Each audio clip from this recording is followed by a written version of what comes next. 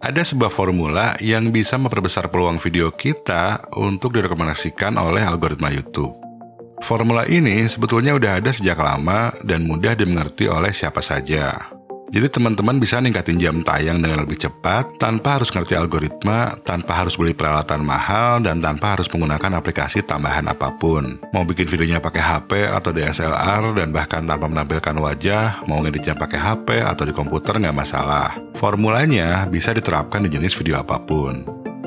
Kendala yang paling sering dialami oleh YouTuber pemula itu kan biasanya adalah view dan jam tayang. Udah ditungguin saban hari, tetap aja nggak naik-naik. Udah capek-capek bikin video, tetap aja nggak ada yang nonton. Ujung-ujungnya, algoritma yang disalahin.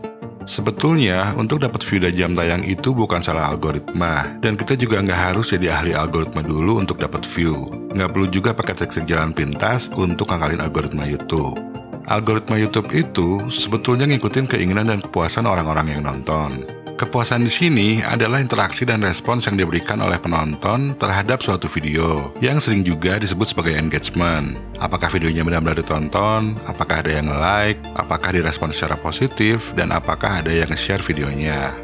Kalau dapat interaksi dan respon yang bagus dari sebagian besar penonton, maka akan direkomendasikan lagi ke lebih banyak orang. Awalnya mungkin cuma ke 10 orang, tapi kalau sebagian ada yang memberikan respon bagus, maka akan dicoba lagi ke lebih banyak orang, bisa 15 atau 20 orang, atau mungkin lebih. Dan ini seperti efek bola salju, awalnya lambat, tapi kalau terus mendapat respon bagus, maka rekomendasinya akan semakin besar. Jadi kalau view yang didapat itu rendah banget, udah ditunggu sampai 9 bulan view-nya nggak nambah-nambah lagi, berarti dari awal penontonnya udah nggak suka dengan videonya. Makanya algoritma YouTube berhenti memberikan rekomendasi. Algoritma YouTube itu adalah cerminan dari audiens. Dan bisa dibilang, algoritma itu adalah audiens. Jadi yang perlu difokuskan, bagaimana kita bisa bikin video yang ditonton oleh audiens, serta mendapatkan respon positif dari mereka. Nggak perlu semua yang nonton harus memberikan respon positif, tapi cukup sebagian besar dari mereka. Dan kalau saya caranya gini, setiap bikin video, saya selalu berusaha untuk melihat segala sesuatunya dari sudut pandang penonton, sehingga saya bisa lebih tahu video apa yang harus saya bikin. Jadi nggak sekedar mikirin seberapa banyak view atau subscriber yang bisa didapat, dan nggak mikirin apakah videonya bakal viral atau enggak.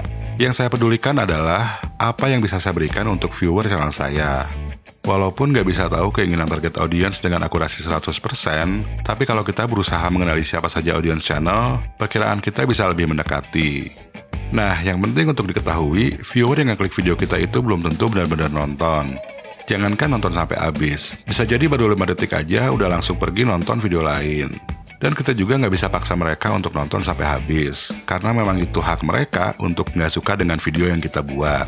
Biasanya sekitar 30% sampai 50% viewer itu udah langsung pergi di 30 detik pertama. Nah, yang harus diupayakan, jangan sampai lebih banyak lagi orang yang pergi meninggalkan video. Target saya biasanya 70% dari orang yang klik thumbnail video saya mau melanjutkan untuk nonton tanpa dipaksa. Atau sejelek-jeleknya, 50% viewer masih mau melanjutkan untuk nonton. Nah, gimana caranya supaya kita bisa bikin viewer mau nonton sampai habis, atau setidaknya nonton sampai setengah dari video kita tanpa harus memaksa mereka? Yang saya lakukan adalah dengan membuat struktur videonya dulu, dan struktur videonya pun sederhana. Untuk opening video, saya udah nggak pernah ngajak viewer untuk subscribe dan nggak nampilin sama sekali yang namanya intro, logo channel, atau bumper. Di 30 detik pertama itu penting banget untuk bisa meyakinkan viewer untuk melanjutkan nonton. Jadi yang saya lakukan di awal video adalah membuat opening yang menarik agar viewer mau melanjutkan nonton dengan sendirinya. Dan opening yang menarik ini disebut sebagai hook. Gimana caranya bikin hook? Ada beberapa cara yang bisa kita lakukan. Yang pertama adalah mengajukan pertanyaan kepada viewer. Dan pertanyaannya harus merupakan open-ended question. Artinya, pertanyaan tersebut memiliki jawaban yang luas, di mana tiap orang memiliki jawaban yang berbeda-beda. Contohnya, makanan apa yang rasanya paling pedas sampai bikin sakit perut? Nah, coba kalian jawab di komen. Pasti jawaban kalian bakal beda-beda. Mungkin ada yang bilang seblak atau keripik pedas dan lain-lain. Contoh lain dari open-ended question, siapa pemain sepak bola yang dribblingnya paling jago? Karena setiap orang punya favoritnya masing-masing, jawabannya pasti beda-beda. Atau dalam kasus channel ini, misalnya saya mau bikin video tentang frekuensi upload yang ideal di YouTube, pertanyaannya bisa seperti ini. Apa yang terjadi kalau kita nggak ngupload video selama setahun? Di benak setiap viewer, jawabannya bakal berbeda-beda, dan malah bisa membuat viewer berpikir, sehingga memutuskan untuk melanjutkan nonton karena ingin tahu jawabannya. Oke, lanjut ke cara kedua dalam membuat hook, yaitu dengan mengucapkan statement atau pernyataan yang kuat. Contohnya, vegetarian adalah orang-orang yang paling sehat di dunia. Dan kita juga bisa mengucapkan statement yang menantang asumsi banyak orang atau statement yang berani. Misalnya kalau kita bikin video tentang kekurangan-kekurangan iPhone, kita bisa memulai dengan statement, iPhone adalah smartphone yang paling buruk yang pernah ada. Entah viewer setuju atau tidak setuju dengan statement yang kita katakan, mereka akan penasaran dan menutup penjelasan-penjelasan yang mendukung statement tersebut. Teknik hook yang ketiga, kita bisa memulai dengan fakta menarik atau statistik yang mendukung bahasan utama dari video kita. Dan akan lebih bagus kalau kita mencari fakta atau statistik yang memang terdengar baru atau mencengangkan di telinga para viewer. Hook yang keempat, kita bisa memulai dengan sebuah joke atau lelucon yang bikin viewer ketawa. Ini supaya kita bisa lebih akrab dengan viewer. Dan hook ini cocok kalau memang jokesnya berkaitan dengan topik videonya. Untuk hook yang kelima, kita bisa langsung jelasin value atau nilai dari video yang kita buat. Dan saya pun sering menggunakan hook ini. Contohnya kalau di video saya ngebahas aplikasi edit video gratis di laptop, saya langsung aja bilang, di video ini saya akan tunjukkan 10 aplikasi edit video gratis untuk laptop yang tidak memasang watermark dan cara pakainya gampang banget. Intinya di 10-30 detik pertama itu, kita harus membuka video secara menarik untuk meyakinkan viewer agar mau melanjutkan nonton. Nah, setelah hook, saya biasanya melanjutkan ke bagian setup. Di bagian setup ini, kita bisa jelasin hal dan alasan yang melandasi bahasan utama dari videonya. Dan hal ini mencakup apa, siapa, kapan, di mana, dan kenapa. Ini supaya viewer bisa mengerti dengan konteks dari video yang sedang mereka tonton. Nggak harus jelasin semuanya, tapi cukup yang memang diperlukan aja, terutama apa dan kenapa. Kalau dalam storytelling, ada istilah yang disebut dengan nama inciting incident, atau insiden yang menyebabkan cerita itu terjadi. Contohnya dalam film thriller, seorang detektif tidak akan melakukan penyelidikan kalau tidak ada korban. Dan filmnya akan tambah seru kalau korban yang berjatuhan tambah banyak, tapi pelakunya sulit untuk ditangkap karena tidak meninggalkan jejak. Cuma kalau untuk YouTube bisa lebih simpel lagi. Misalkan kita bikin video resep masakan. Sebagai contohnya, anggota keluarga ngidam makanan tersebut karena lagi viral, tapi nggak bisa beli karena dijualnya di luar kota. Atau setiap membeli selalu ngantri. Tentunya kita juga bisa menceritakan pengalaman kita sebagai setup dan inciting incident. Bisa aja misalnya ban motor kempes, atau mau bersihin kipas angin susahnya minta ampun. Bahkan kita bisa menggunakan cerita orang lain, atau kejadian yang terjadi di berita. Jadi bisa cari rintangan atau masalah yang biasa terjadi di kehidupan sehari-hari.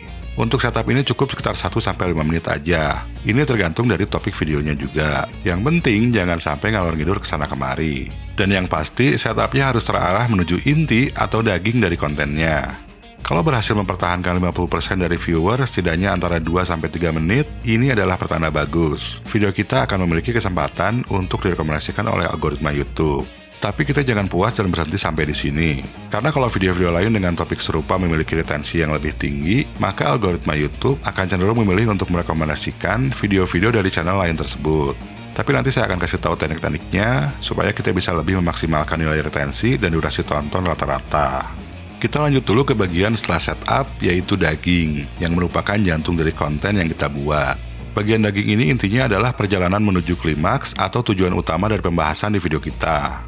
Kalau untuk video tutorial, bisa sekedar langkah-langkah yang harus dilakukan untuk mencapai tujuan yang dijanjikan di judul dan di thumbnail. Jadi klimaksnya itu bisa apa aja tergantung dari video yang kita buat. Gak selalu harus hal yang rumit, tapi bisa juga hal-hal yang sederhana. Yang pasti, sampai saat di puncaknya, viewer harus bisa merasa terpuaskan. Dalam kata lain, hal yang kita janjikan di judul video dan di thumbnail harus bisa tersampaikan dengan baik, sehingga video kita bisa mendapatkan respon positif. Apalagi kalau emosi viewer sampai kena, tentunya emosi yang positif dan bukan marah-marah, maka sebagian viewer akan ngasih like, komen, dan bahkan nge-share tanpa harus kita suruh. Oke, setelah klimaks, selanjutnya kita bisa melakukan call to action, atau mengajak viewer untuk melakukan sesuatu. Kalau saya biasanya akan pasang end screen dan mengajak viewer untuk melanjutkan nonton video-video lain yang berkaitan. Kalian bisa ikuti cara saya, atau bisa juga ngajak viewer untuk melakukan hal lainnya, seperti subscribe, like, dan memberikan komentar. Bahkan teman-teman bisa ngajak audiens untuk ngecek barang dagangan kalian kalau memang ada. Jadi di akhir video itu jangan sekedar pamitan doang.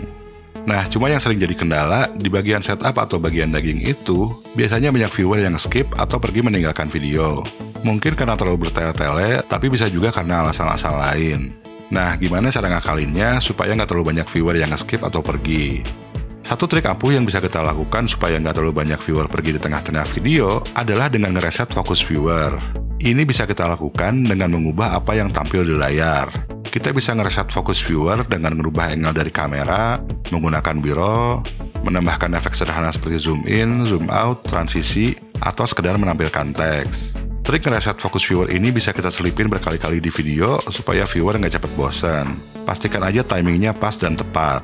Selain itu juga kita bisa selipin jokes-jokes di bagian tertentu di video sebagai intermezzo supaya viewer nggak cepet bosan. Yang sering saya lihat di YouTube, banyak video yang background musik atau sound effects-nya lebih kencang daripada suara orangnya.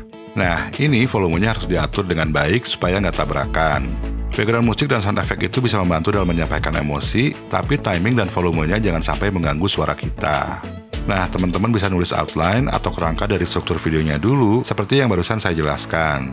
Dan bisa juga kerangkanya dikembangkan menjadi sebuah skrip, supaya pas ngerekam suara atau syuting bisa berbicara dengan lebih lancar. Silahkan aja lakukan yang paling sesuai dengan diri kalian. Di video selanjutnya, teman-teman bisa belajar gimana caranya melakukan voice over kalau kalian adalah seorang pemalu. Kalau mau memaksimalkan retensi menjadi lebih tinggi lagi, teman-teman bisa tambahkan bumbu editing yang dijelaskan di video ini. Dan kalau masih bingung cara mencari ide yang menarik untuk audiens channel kalian, langsung aja masuk ke playlist ini.